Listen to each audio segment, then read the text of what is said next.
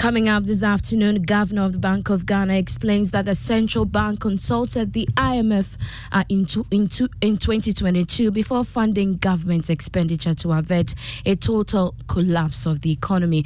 And Finance Ministry and Bank of Ghana urged to collaborate and operationalize the Ghana Financial Stability Fund as soon as possible to mitigate and address solvency challenges facing 8 local banks. And also in the bulletin, new data from bulk oil distribution companies point to an increase in prices of petroleum products by the end of this month.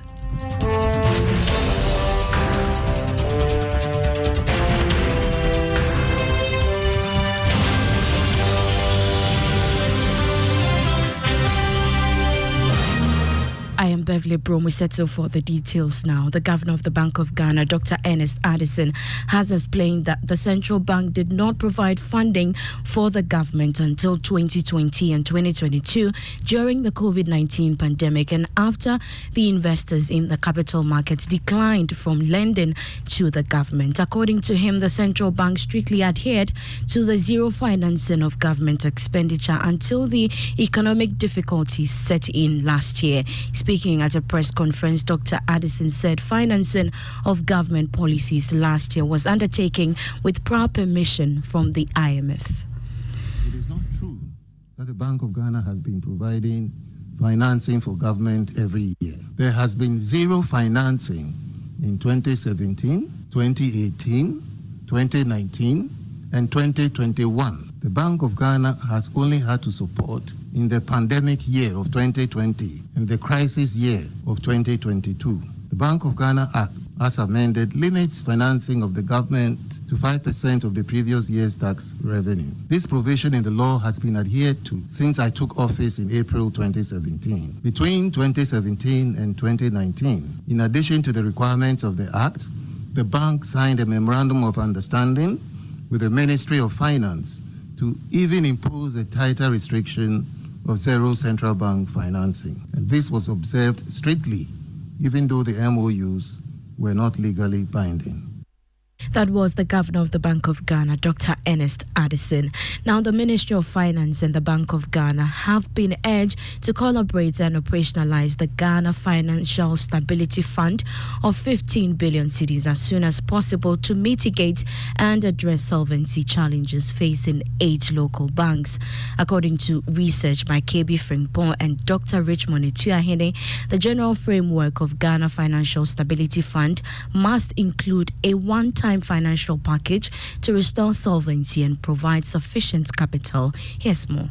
The data seen by Joy Business shows that the chamber is basing its projection on rising prices of crude oil on the international market, which appears not to be ending anytime soon. The data reveals that rising prices of finished products over the past few weeks have been influenced by.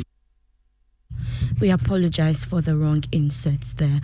Now, consumers of petroleum products may have to brace themselves for another increase in prices by the end of this month. This is based on data from the bulk oil distribution companies seen by Joy Business. There's more in the following report.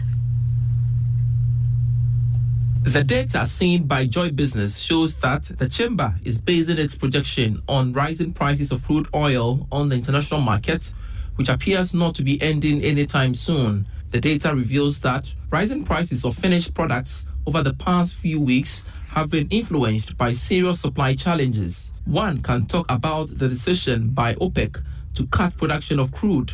Again, another data picked up from international oil trading platforms showed that crude oil and gas production from USA is expected to decline next month, and this may also push prices up further. The Chamber of Bulk Oil Distribution Firms data on the city's outlook also shows some marginal depreciation next month. All these developments could force the oil marketing firms to adjust prices from the 1st of September 2023.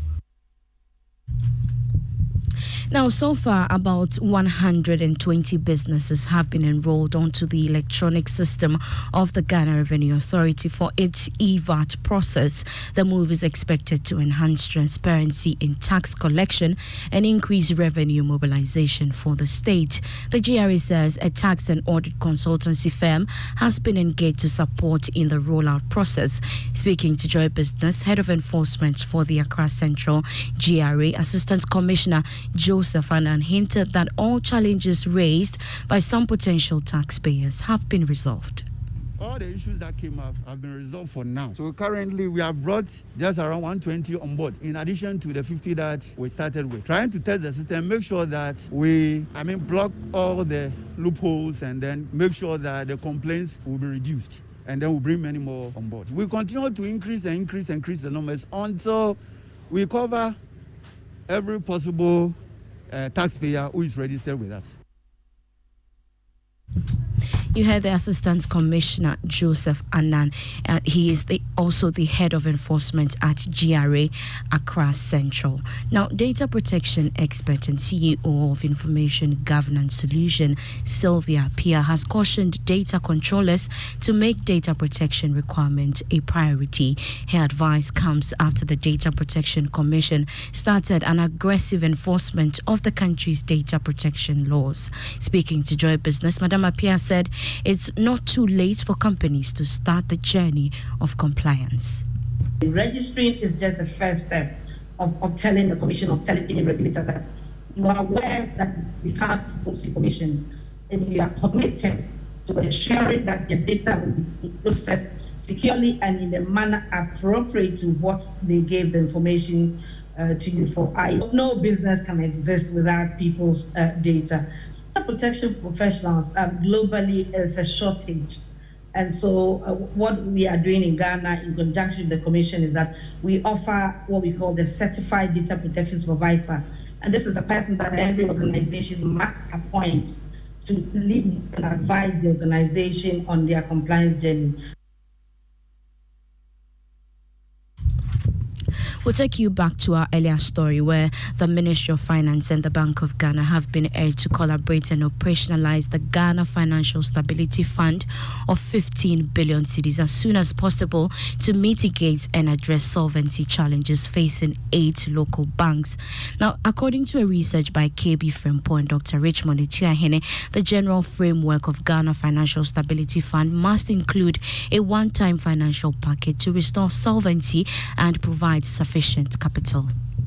The 8 local banks include Consolidated Bank Ghana, UMB, ADB, Cowbank, Prudential, Fidelity, Omni BSIC, and GCB. The total impairment losses due to the domestic debt exchange program stood at 8.6 billion cedis captured in their 2022 audited financial statements. The research advised that the Ghana Financial Stability Fund, which could have an initial 5-year statutory life, should be shared with the local banks in proportion to the losses they incurred in 2022. Initially, it could recapitalize all 8 indigenous banks by transferring their capital losses at book value or the cost of carrying the asset to the Bank of Ghana. The report alluded that the operationalization of the Ghana Financial Stability Fund will enhance the capital base of local banks to undertake big-ticket businesses.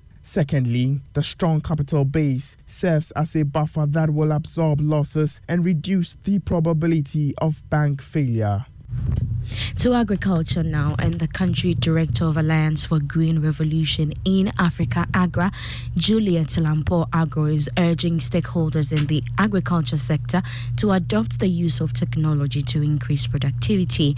According to her, this is necessary to reduce post-harvest losses and enhance Ghana's food security. He spoke to Joy Business at the Agricultural for Innovation for Africa conference.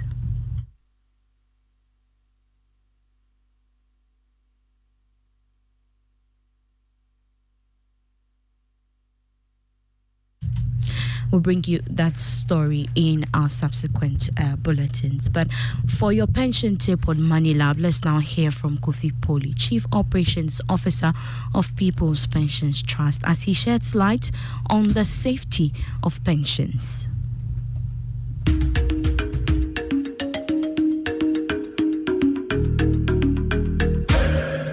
Hello, welcome to Money Lab. My name is Kofi Poli, People's Pension Trust. We continue our pension tidbits on Money Lab. In our last episode, we looked at Provident Fund Scheme. Today, we are going to try to answer one of the key questions that has come up, especially of late, and that is the safety of pension funds. The good thing about the architecture, pension architecture in Ghana is that pension funds are very, very safe. And this is how it works. Under the law, the corporate trustee must have a custodian. The custodian is basically a bank which has been licensed by the NPRA to be a custodian. So all the funds that are being paid by the members go straight into the custodian bank.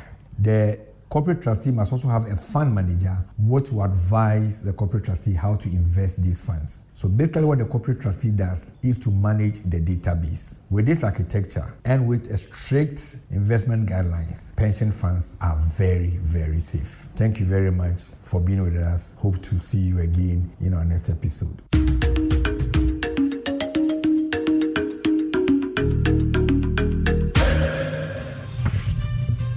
Chief Operations Officer of People's Pensions Trust, Kofi Poli, ending the Joy Business Report, brought to you by EcoBank, the Pan-African Bank. Do follow us on all our social media pages, including LinkedIn. Now, the EcoBank salary account is a special account designed for workers of all income brackets desirous of receiving their salaries through EcoBank. With the EcoBank salary account, you are guaranteed all the benefits of a normal savings or current account, plus many more. EcoBank salary account gives workers free life insurance cover of up to 10,000 Ghana cedi, 24/7 access to cash and e-banking services, internet and mobile banking services, high interest on savings, no minimum balance, ability to save through the EcoBank Save As You Spend, a unique feature that helps customers to save and invest. Remember, the insurance policy covers death, permanent or temporary disability, critical illness, hospitalization, retrenchment, and more. Savings or current account holders at EcoBank do not have to close the existing account to enjoy the numerous benefits of the EcoBank salary account. Just ask your branch to switch your existing account to the EcoBank salary account. Non-EcoBank account holders should approach any EcoBank branch and ask for the EcoBank salary account.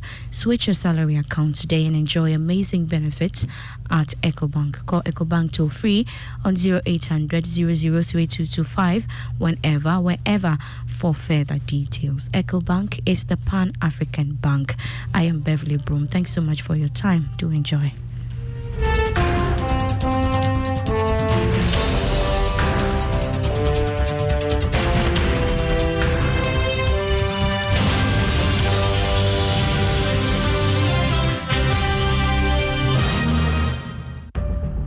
Cargo handling can be so tiring. Having to shuffle between banks to make payments. And waiting hours for payment confirmation. And worst of all, incurring avoidable costs due to payment delays. Chalet. But with EcoBank, making cargo payment has become super convenient through their digital self-service and in-branch channels. Sail smoothly with EcoBank and experience our one-stop payment solutions for all your cargo-related payments. Pay your customs duties and all levies, terminal handling and shipping line fees, and enjoy smart financing solutions to support your cargo handling operations. Contact us on 0800 003 225 or walk into the nearest EcoBank branch to find out more. EcoBank, the Pan-African Bank. Super Hits Radio. Joy 99.7. You have tuned into Joy 99.7 FM. I would like to have your attention for some funeral announcements. Togbe Kweku Ajima VII, Paramount Chief of Sokode Traditional Area. Togbe Ayipe, Chief of Abutiaklo. Mama Ayipe, Queen Mother of Abutiaklo. Ebusia Penning Dr. A.B.A. Prempe. Oheneba Ajimang Bedu. Adong Tenghene. Ohenewa Mrs. Kwedu Yadom Morton, announced the death of Eric Wisdom Kwaku. He was 62. Funeral arrangements are as follows. There will be no wake. The body will lie in state on Saturday, 26 August 2023, at SNAS Forecourt, Gaik, behind the Atomic Energy Police Station from 5 a.m. to 7 a.m. Funeral and burial service Saturday, the 20th